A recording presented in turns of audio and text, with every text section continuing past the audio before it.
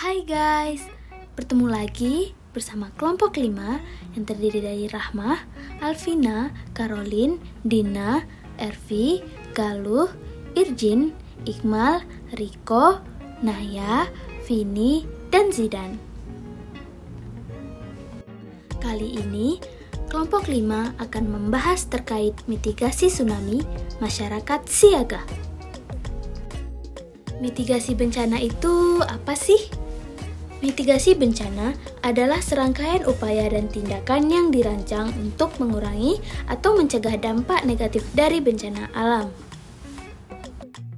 Lalu, kalau tsunami itu apa?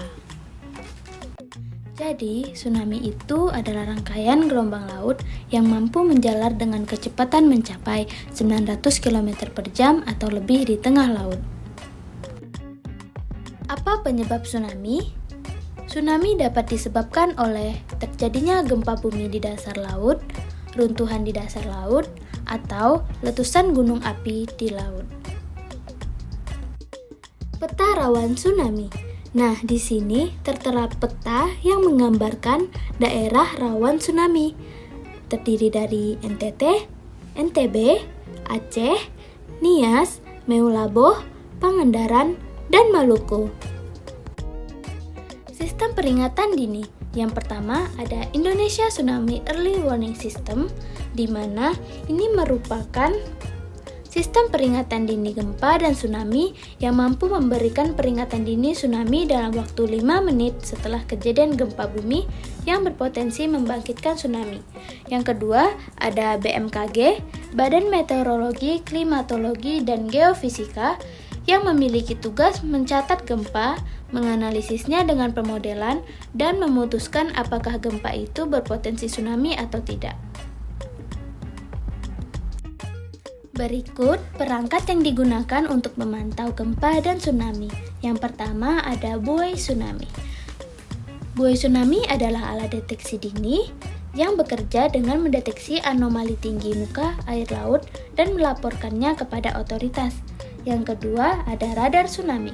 Radar tsunami adalah sistem penginderaan jauh yang dipasang di pantai untuk memonitor permukaan air laut berupa kecepatan, arah, ketinggian, dan periode pada segala kondisi cuaca.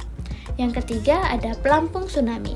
Pelampung tsunami terdiri dari sistem seafloor bottom pressure sensor yang dapat mendeteksi kejadian tsunami sampai 1 cm dan moored surface pelampung yang dapat digunakan untuk mengkomunikasikan informasi tsunami secara real time. Selanjutnya, rencana evakuasi. Yang pertama, ada kenali daerah bahaya tsunami. Identifikasi area yang rentan terhadap tsunami, pahami peta rawan tsunami, dan temukan jalur evakuasi yang telah ditentukan oleh otoritas setempat. Yang kedua, ada pahami sinyal peringatan tsunami.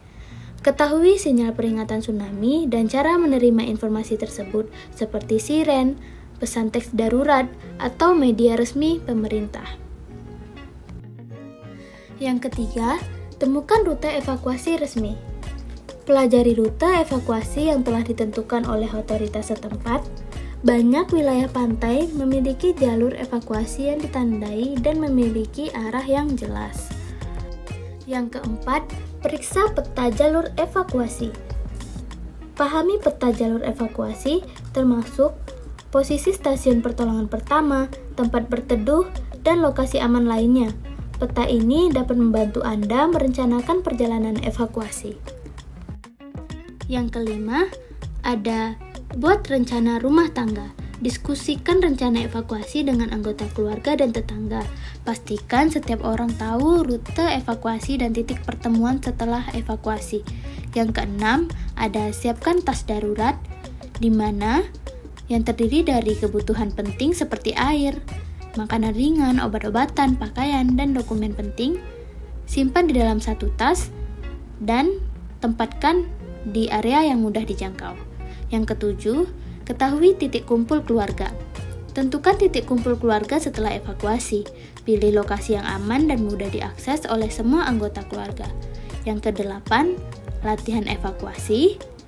Lakukan latihan evakuasi secara berkala. Praktikkan rute evakuasi bersama keluarga dan pastikan semua anggota keluarga memahami langkah-langkah yang harus dia ambil. Yang kesembilan, perhatikan inklusi untuk orang berkebutuhan khusus.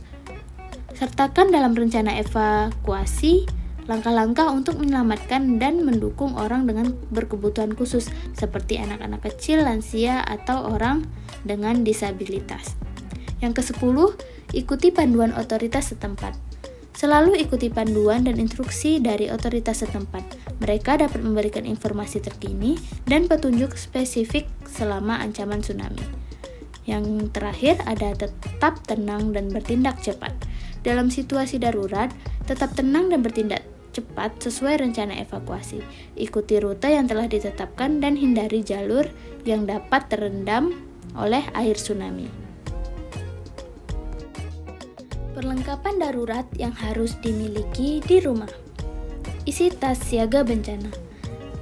Yang pertama, kotak P3K yang berisi obat-obatan, masker untuk menyaring udara kotor atau tercemar, peluit untuk meminta tolong saat darurat, uang cash keperluan darurat atau bekal 3 hari, handphone untuk memberi informasi dan cari bantuan, dokumen dan surat-surat seperti kartu keluarga, ijazah, foto keluarga untuk kepentingan setelah bencana, radio portable untuk sumber informasi setelah bencana, pakaian dipakai pasca bencana, senter, alat bantu penerangan, jangan lupa baterai tambahan, air minum untuk kebutuhan minimal 3 hari, dan makanan tahan lama, asupan pasca bencana.